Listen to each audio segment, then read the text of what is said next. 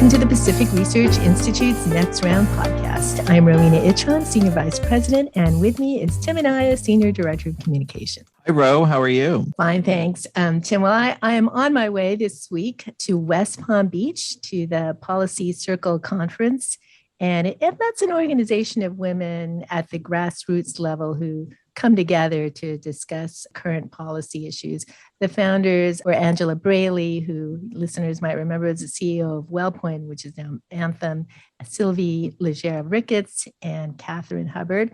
It's a great organization, and anyone who out there who is interested in getting more involved with it ought to go to their website at policycircle.org. So here we are, Tim. It's November 1st, still no budget reconciliation bill, and no infrastructure bill, and probably the office cynic, or either that or the office optimist. I was skeptical that either plan would go forward, but the progressives have really dug in their heels. Well, how many times in the political world do you see people snatching defeat from the jaws of victory? Well, I think you're seeing that more and more today with how our current politics are, that there really isn't that level of trust. You used to be able to say, trust me, here's what we need to do, or I will do this, take my word for it. When I started working in politics, the one lesson that I was given is your word is your bond. If you have nothing else, you have your word.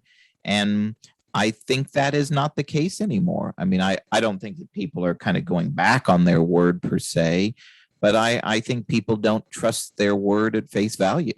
Well, I know something that our listeners can trust, which is our blog, Right by the Bay. And we've really been on top of these bills. Our economist, Wayne Weingart, who's also our drug pricing expert, wrote this fantastic piece for the blog, busting Senator Sanders' rant about drug companies are charging Americans really the highest prices in the world. But Wayne points out that the U.S. actually spends less on healthcare if you look at total expenditures.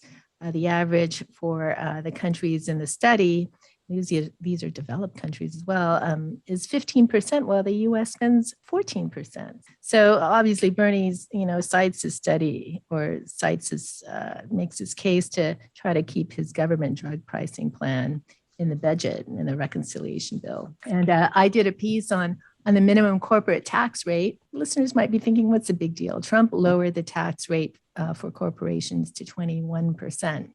So the difference is that it's a different calculation, this 15% corporate minimum tax. The bill wants the tax to be calculated based on book income. And that calculation doesn't take into account all the credits and the deductions that a company can take. So this affects about 200 U.S. companies, according to the bill sponsors. But as economist Steve Enton of the Tax Foundation points out, 70% of the increase in corporate tax is actually borne by labor. So that means that companies can hire fewer people. This comes through. We already have a labor shortage, so this has got to make things worse. So Tim, what are you following up in Sacramento? Well, as we discussed a little bit last week, we had this record rainfall. Sacramento had, when all was said and done, 5.44 inches of rain in one day. Yet everyone was so quick to come out. All the water experts were so quick to come out and say, tisk, tisk, tisk. Don't think that this solves our drought. It does not.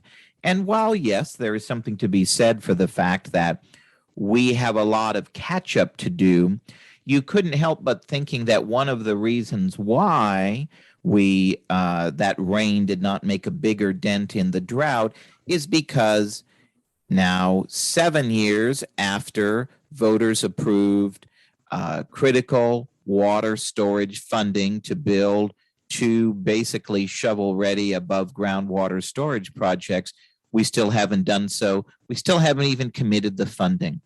And so our Kerry Jackson writes a lot, and he calls, California's drought, they're really politician-created droughts or man-made droughts. And that really is the case. So, when we're talking about all of the infrastructure funding at the federal level, some of which will go for water infrastructure, what makes you wonder, We have had funding dedicated that voters specifically said they wanted to go for water infrastructure projects.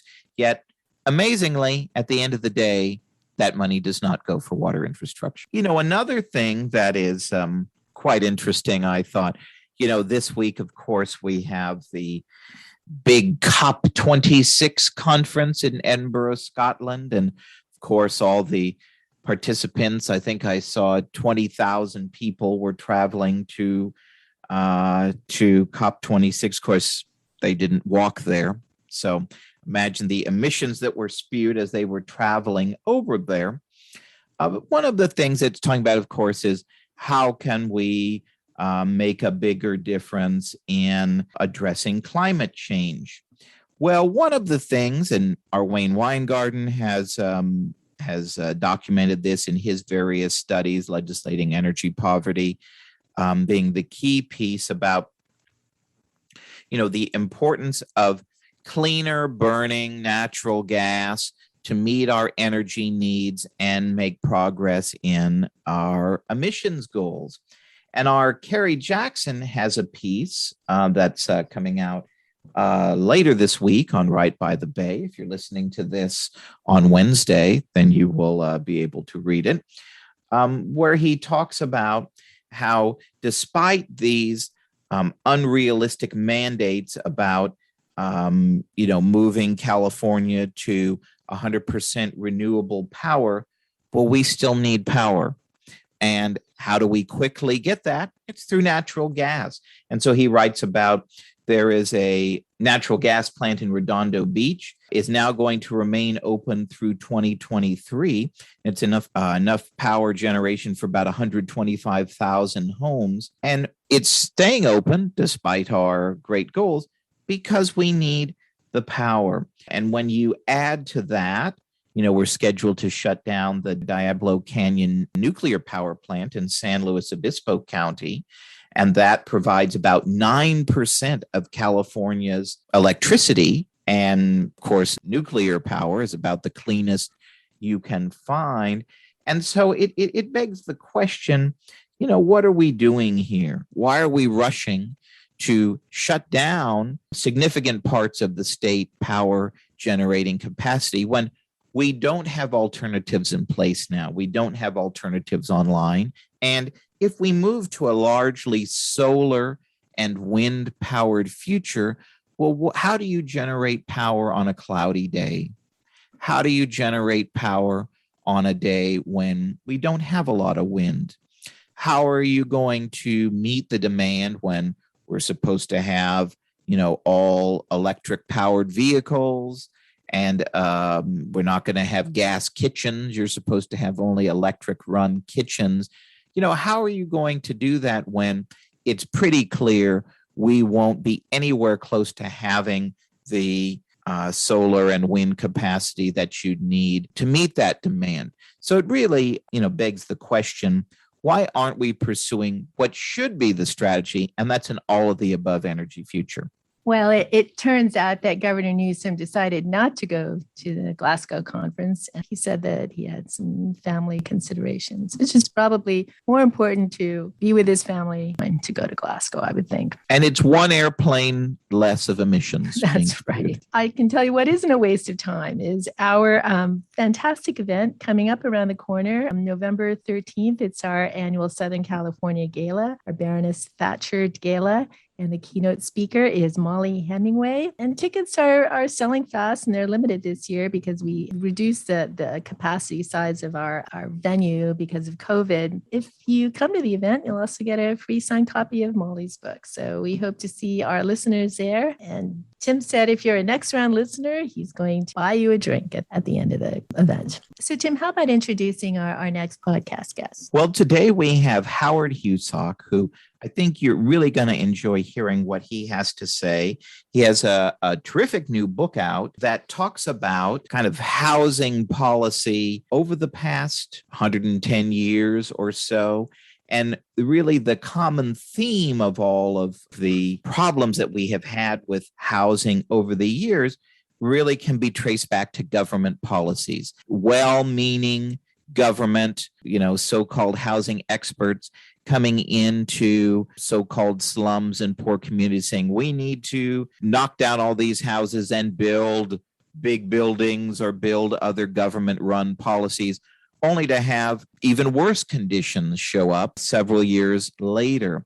And so, of course, those actions of government policymakers have taken away opportunities for private home ownership and the ability for poor, minority, and immigrant communities to accumulate wealth and begin moving up the economic ladder. So it's a really interesting history through well-meaning but very misguided housing policy over the past 110 years or so that have had a lot of other negative impacts too, as far as the stability of the family and crime.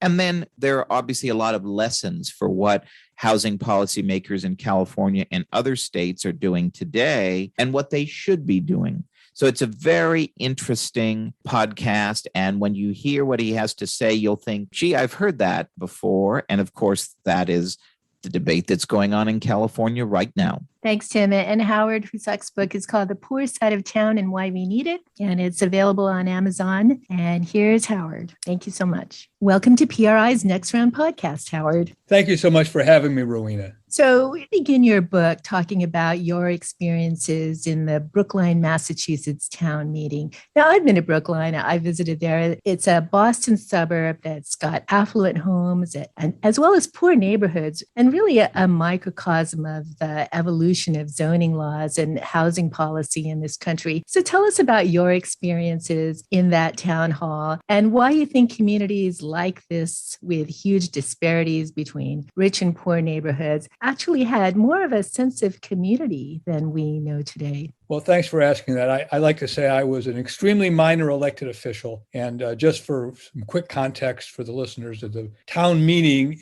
that I was an elected member of, it was not one of these open town meetings like out of Norman Rockwell, where you just walk in and vote, anybody could. You had to be elected. And we had this job together to develop a budget every year for the town and the school system. And I began to assess my immediate political environment. And what really struck me was the incredible diversity and range of the members. So we had doctors, lawyers, Nobel quality genetic scientists, and we had laborers and the custodian at my children's school. And well, why was that the case? Because we had this incredible range of housing types and neighborhoods. We had a neighborhood called Pill Hill, where, yes, the doctors lived. And we had a neighborhood called The Point, used to be called Whiskey Point, where, just reporting how it was, Irish American blue-collar households lived. And we all had, in answer to your question about the character of the town meeting, we had a shared purpose. We weren't there just to debate and to argue and confront each other. We had to work something out to run the town every year. And so we had to work out our differences, and we had a shared polity, to use that political science term. And I was struck by that, and I began to understand and was inspired by the fact that that was all made possible by the fact that there was a range of neighborhood types. And I'm not talking about public housing, although eventually there was some public housing. I'm talking about lower income neighborhoods where people owned their houses, owned rental property, and were there basically through their own achievements. So you write about the crusading journalist Jacob Riis, who wrote the seminal book, How the Other Half Lives, which I remember reading in college in my seminar on the progressive era. And for those who haven't read it, it chronicles a really appalling living conditions in poor neighborhoods, such as prevalent criminal behavior and very overcrowded quarters, and even, at that time, rampant disease outbreaks. So in your view, how did Riis's landmark book change housing policy in the country, and why, in your view, did it not change policy for the good? Well, Riis is certainly a hero of the progressive era, so I'm taking a very contrarian position. I recognize that. And first, I should say, he was a brilliant polemicist, and he was a pioneer of flash photography, which was what really made his book so impactful. He was a documentary filmmaker before there were documentary films, going into dark alleys, using flash photography, and producing a book with these stunning photographs. But it's important to know that before he was a progressive housing reformer and crusader, Jacob Riis was a police reporter, and he was the top police reporter for the New York City tabloids in the late 19th century. He was expert at sensationalism. He understood that the shocking conditions of lower class life were very attractive in a lurid kind of way for middle class readers. And how the other half lives is of a piece with that kind of journalism. What's really notable about it is that for all its discussion of dark alleys and children doubled up with their parents in unventilated apartments and bathrooms shared, it has none of the voices of the residents at all. And a recent biographer of Reese highlights that fact, that he ignored the fact that this was actually a neighborhood of aspiration, of people going about their business in modest jobs, saving their money and dreaming of better lives for their children, improvements that actually would be realized and not that much afterwards. But we concluded from Reese that the conditions on the Lower East Side were inevitable for the poor, that the private housing market would always fail the poor, and somehow it had to be replaced. He thought maybe nonprofit corporations could do it, but very quickly that morphed into a crusade for urban renewal, tearing down bad neighborhoods, and public housing. So Reese laid the groundwork for these things. And even though he's lauded for highlighting the conditions on the Lower East Side, which were rough, although ameliorated by such things as public baths and public libraries and good public schools, it's not understood how he set us off on a ill-considered path. So Howard, you make the case that poor communities often provided actually a great deal of economic opportunity and empowerment at the turn of the century. You chronicle that it was actually private home builders that were building tens of thousands of homes that were attainable by poor and immigrant communities. These efforts were actually opposed by those who favored government intervention. Paint the picture for us and how so-called housing reform laws enacted at the turn of the century and during the New Deal era actually did away with private ownership for many immigrant and minority communities. It's really important I happen to love the housing census of 1930. That's how wonky I am, because it provided me a window into all the housing that was built between 1880 and 1930, before there was any public housing or subsidized housing, any of that. And it's stunning the extent of modest housing that was built around the country. So in Philadelphia, there were constructed, you ready for this, 299,000 small attached row houses. In Boston, 15,000 three-family houses. So that's 60,000 units right there. In Cleveland, they had what were called doubles, two-family houses. In California, bungalows, the same kind of thing. And the formula was varied in terms of the regional architecture, but the essence of it was the same. Small homes, often small multifamily homes on small lots. That creates what I like to call natural affordability. And in addition to the structures themselves, it's important to look at their economic character. There was a great deal of what I call in the book, and I'm hoping I'll introduce this term into the planning lexicon, owner presence. So you had, and this was true in Brookline, where a large part of the areas that I happen to be very fond of were torn down for urban renewal. 200 three-family homes torn down. And in those 200 homes, there were more than 368 individual units. So that means that there's an owner on one floor or on one side, and there are tenants on the other floors or on the other sides. And that's true in the doubles in Cleveland, in the two families in Chicago, often in the bungalows in California. And this makes for social fabric, what Robert Putnam likes to call social capital. It's so important.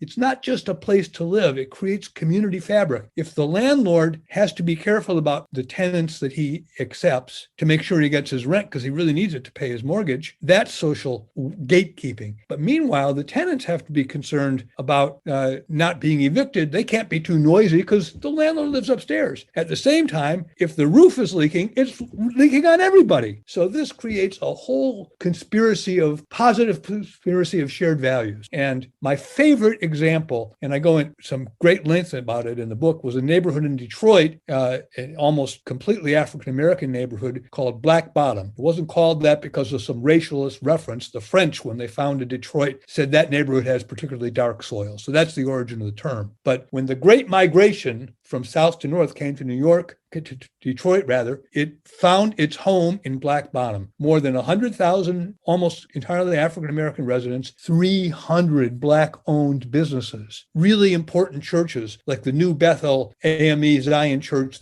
where the minister was the Reverend C.L. Franklin, Aretha Franklin's father. There was the Phyllis Wheatley Home for elderly colored ladies, mutual aid societies. The Urban League had one of the most active chapters in the country to help acclimate the Southern migrants to life in northern big cities. This was a thriving community that is still very fondly remembered by Black Detroiters, and it was leveled thanks to the Urban Renewal Act, the National Housing Act amendments for urban renewal in 1949. This was a slum. It was replaced by the Brewster Douglas houses, high rises in the classic public housing towers in a park style.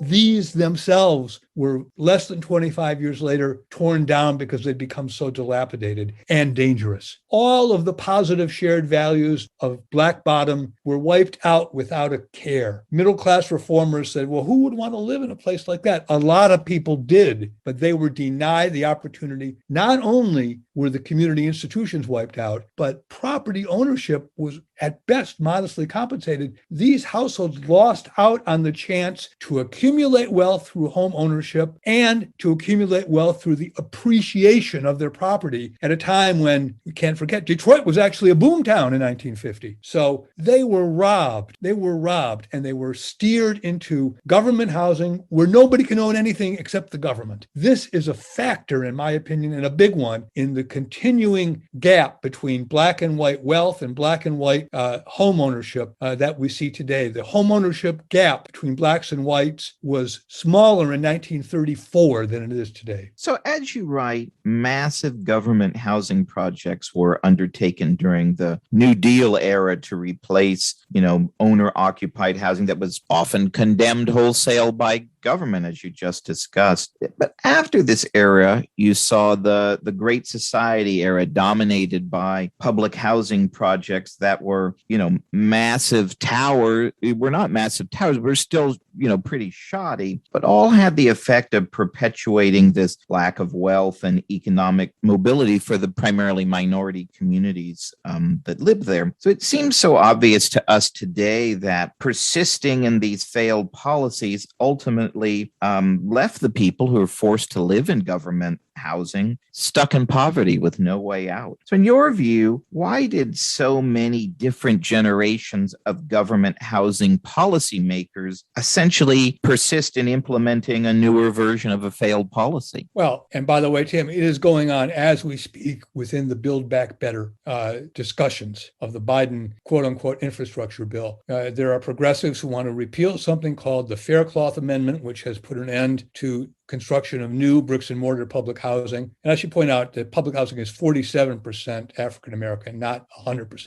It's still a very large percentage. And there's still discussion of something called the shoe mark, an earmark being proposed by Senator Charles Schumer, the majority leader, to dedicate $40 billion just to repair public housing in his home city of New York. So this is by no means in the rearview mirror. Progressives are still looking for what I call the alchemist philosopher's stone. Some kind of subsidized housing must be necessary. We'll have mixed income housing, and the poor will get lessons from the rich about how to live and be better off, and they'll get better services that way. We'll have vouchers, and they'll take those to any neighborhood they want, and that'll be cheaper and better. We'll have the affirmatively furthering fair housing program, where, based on Raj Chetty's, the economist's research, we'll move the poor to richer neighborhoods, and their kids will be better off because some kids in a very small sample were better off. So this is by no means in the rearview mirror. The idea that I propound and emphasize in the book is, where was it written that poor neighborhoods can't also be good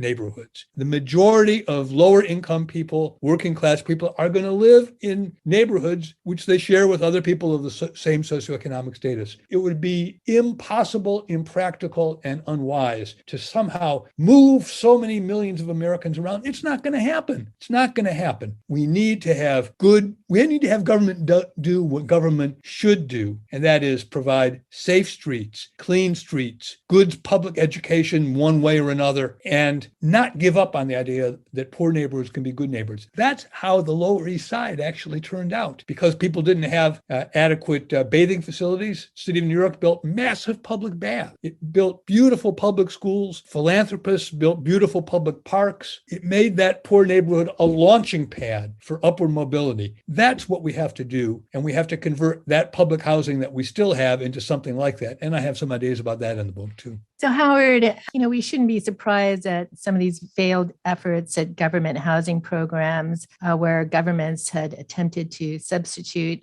for free markets that have largely failed. You write that these programs are also contributing to a host of other social problems, including keeping people mired in poverty and the breakdown of the family. So how do these very well-intended programs turn out to be so destructive for the people that they were aimed to help? Well, one of my favorite examples there is if you live in public or subsidized housing, and there's 5 million such units in the United States, and obviously a lot of people live in those units, so it's a lot of people, you get to pay 30% of your income and no more in rent. Boy, that sounds pretty good, 30%. Progressives are hung up on this idea you shouldn't pay more than that in income, otherwise you're rent burdened. So we'll let you just sit at that level. But think about what that means. It means the more money you earn, the more you pay. The more money you earn, the more you pay in rent. Who in his right mind in the private market would ever sign a deed, a lease, with an escalator clause like that? But we impose those onerous terms, a high marginal tax rate, to think of it that way, on poor families. And that's true of the earned income tax credit. There's marriage penalties throughout lower income programs, as Casey Mulligan of the University of Chicago has written so eloquently and in such detailed ways. But housing is one of the worst. And so therefore, think about it another way. If you have 2 incomes in the household, your rent goes up even more. Why get married? There's a deterrent to that. So the terms of public and subsidized housing have helped not only preclude wealth accumulation because you're forever a renter, but to preclude healthy family formation. So in your chapter on the legacy of Lawrence Vaylor, who was perhaps the most prominent proponent of zoning laws, you write that the push for single-family zoning, as opposed to row houses and townhouses and condos and more dense development, has been a barrier to the lower cost, lower income sides of town. And reading that, it kind of reminded me that these are the same issues that we're battling in California today, as NIMBYs are using zoning laws to block new housing construction in their communities. So what can we learn from this history of zoning laws in California and across the country as reformers try to correct these mistakes of the past and make real progress in increasing housing supply today? These are really live issues in California for sure, and I'm sure your listeners know that